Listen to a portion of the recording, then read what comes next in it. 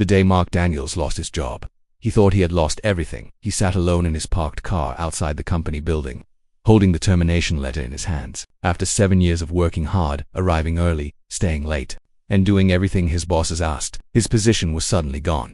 But what hurt the most was not losing the job, it was knowing that his 2 children were waiting at home, believing their father could fix anything. Mark was a 38-year-old single father, raising his 8-year-old daughter Lily and 5-year-old son Ben 2 years earlier. His wife had passed away after a long illness, leaving Mark to learn how to be both parents at the same time. Every morning, he packed lunches, fixed messy hair, helped with homework, and made sure his children left the house smiling.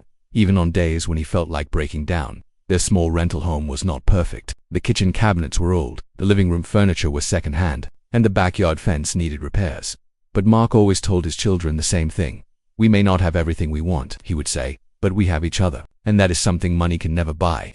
Before losing his job, Mark worked as an operations supervisor at a large company. He was not the richest employee, but he was respected by the people who worked under him because he treated everyone with kindness. That was why he never understood what happened during the meeting with the CEO. Mr. Richard Caldwell, the company's CEO, sat across from him with a serious expression. "Mark, this is not personal," Mr. Caldwell said. "The company is making changes. Your department is being reduced." Mark looked confused. "After 7 years, after everything I've done," Mr. Caldwell sighed. "I know your work has been valuable, but this is a business decision. A business decision." Those 3 words stayed in Mark's mind all day. He walked out carrying a small box with his personal belongings, trying not to let his co-workers see the disappointment on his face. When he arrived home that evening, Lily immediately noticed something was wrong. "Daddy, why are you quiet?" Mark forced a smile. "I just had a difficult day, sweetheart." Ben ran toward him and hugged his legs. "Did you bring snacks?" Mark laughed softly. "No snacks today, buddy." That night, after his children went to sleep, Mark sat at the kitchen table looking at bills. The electricity payment was due. The rent was coming soon. The refrigerator was almost empty. He knew he needed to find work quickly. The next morning, Mark began applying for jobs, but before he could focus completely on his own problems, he noticed something outside his neighbor's house. Mrs. Eleanor Harper lived alone next door. She was 76 years old and had been a widow for many years. She walked slowly because of arthritis in her knees, and she rarely had visitors. One rainy morning, Mark saw her struggling to move her trash bin back from the street. Without thinking, he grabbed his jacket and walked over. "Let me help you with that." Mrs. Harper, the elderly woman, smiled. "Oh, Mark, you don't have to keep helping me."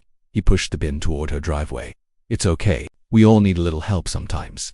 From that day, Mark started checking on her regularly. At first, it was small things. He carried her groceries inside. He fixed a loose cabinet handle. He changed a light bulb she could not reach. Sometimes he simply sat with her for 10 minutes and listened to her stories about her late husband and the life she had lived. His children quickly became attached to her. Mrs. Harper always saved cookies for Lily and Ben.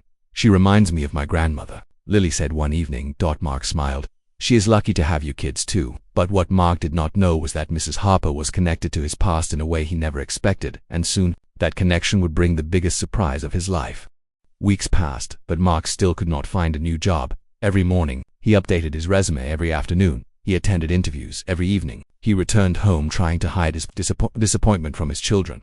But the bills continued. The savings account became smaller. The pressure became heavier. One evening, Lily noticed her father quietly putting food back on the grocery shelf. "Daddy, why didn't you buy the cereal?" Mark smiled. "Because we already have enough food at home." But Lily knew he was not telling the truth. She was young, but she understood more than adults realized. Later that night, after the children were asleep, Mark opened the refrigerator. That was only a little leftover food. He sat down at the kitchen table and covered his face with his hands. "I'm trying," he whispered. He was not angry. He was not blaming anyone, who was simply tired. The next morning, Mark received another rejection email. Another company had chosen someone else.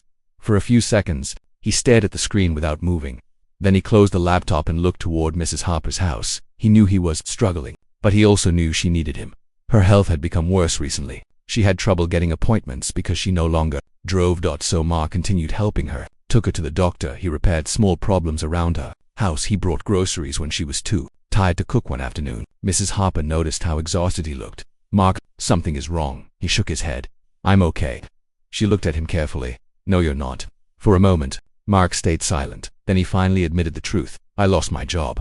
Mrs. Harper's face softened. "Oh, Mark, I don't want my kids to worry. I just want to keep everything together."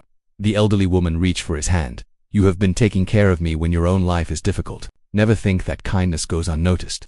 Mark smiled politely, but deep inside, he was afraid. Afraid that kindness alone would not pay the bills. Afraid he was failing his children. Afraid he would never recover. A few days later, things became even harder. His landlord called. "Mark, I know you're trying, but I need the rent by next week." Mark swallowed his stress. "I understand. I'll figure something out." That night, he sat on the porch after putting his children to bed. The neighborhood was quiet. The lights from nearby houses glowed softly. Mark looked up at the sky. "I just need one chance," he whispered. A few tears fell from his eyes. Not because he wanted sympathy, because he was exhausted from pretending he was always strong. The next morning, Mark made a decision. He would not stop being the person he was. He would keep helping Mrs. Harper. He would keep being there for his children, even if nobody noticed. Even if nobody rewarded him, because that was who he was. A few days later, Mark went to Mrs. Harper's house to repair her front steps. They had become unsafe, and he worried she might fall. After finishing the repair, he stepped back and smiled. "There, much safer now." Mrs. Harper looked emotional. "Mark, I don't know what I would do without you." Before Mark could answer, there was a knock at the door. Mrs. Harper looked surprised. "I'm not expecting anyone." She slowly walked toward the door. Mark stood behind her when she opened it. Mark froze. Standing there was the last person he expected to see. Richard Caldwell, the CEO who had fired him. Mark's heart stopped. Why was the man who ended his career standing at Mrs. Harper's door? The surprise that changed EVR White Heach knew for a few seconds. Nobody spoke. Mark looked at Richard Caldwell, confused. The CEO looked different from the man Mark remembered in the office. He was not there with a business suit and a serious expression. He looked like a worried son visiting someone important. "Mark," Mr. Caldwell finally said. Mark nodded slowly. "Mr. Caldwell." Mrs. Harper smiled. "Richard, come inside." Mark looked at her. "Richard." Mrs. Harper smiled. "Yes, Richard is my son." Mark felt completely shocked. The CEO who fired him was Mrs. Harper's son. Mr. Caldwell noticed the surprise on Mark's face. "I wanted to meet the person my mother kept talking about." Mark looked confused. "Your mother?" Mr. Caldwell nodded. Double quotes. "She told me about the man who checked on her every day, the man who helped her when nobody else was around." Mark looked down. "I was just helping a neighbor." Mr. Caldwell stepped closer. "No, Mark, you were doing something many people forget to do. You cared." Mark did not know what to say. Mr. Caldwell continued. "When I fired you, I only looked at numbers. I saw a department that needed changes. I did not see the person behind the position." Mark remained quiet. "I made a mistake."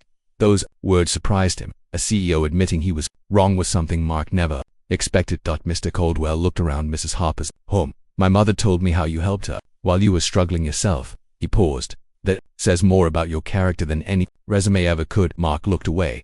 "I was just trying to do the right thing, and that is exactly why I need people like you." Mr. Caldwell explained that after learning what happened, he reviewed Mark's work history. He realized Mark had been one of the company's most dedicated employees. "I want to offer you your job back."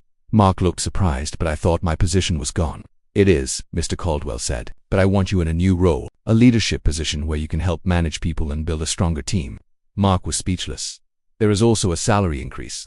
For the first time in months, Mark felt a small piece of hope return, but he did not immediately answer. He looked at Mrs. Harper. Then he thought about Lily and Ben. Finally, he smiled. "I would be honored." Mr. Caldwell extended his hand. "I'm glad." That evening, Mark arrived home with a smile. Lily immediately noticed. "Daddy, something happened." Mark laughed. Double quotes. "Yes, something good happened. You told them about the job." Ben jumped onto the couch. "We can buy cereal again." Mark laughed harder than he had in months. "Yes, buddy, we can buy cereal." Later, Mark visited Mrs. Harper to thank her. She shook her head. "Don't thank me. But you helped change my life." She smiled. "No, Mark, you changed your own life by choosing to be kind when life was hardest." Mark held her hand. "I almost gave up." "I know," she replied, "but you didn't." Months later, Mark's life was not perfect. There were still challenges. There were still difficult days, but he had something he almost lost. Hope. His children were happy. His career was rebuilding. And he never forgot the lesson he learned from a simple act of kindness toward an elderly neighbor. Because sometimes the good we do quietly becomes the very thing that saves us later. Life lesson: kindness is never wasted. Even when nobody sees your sacrifices, your character always has value. The help you give today may return to you in ways you never imagined. Emotional question: if you were struggling like Mark, would you still choose to help someone else who needed you? Call to action: if this story touched your heart, share it with someone who believes that kindness still matters. Don't forget to like, comment, and subscribe for more inspiring stories.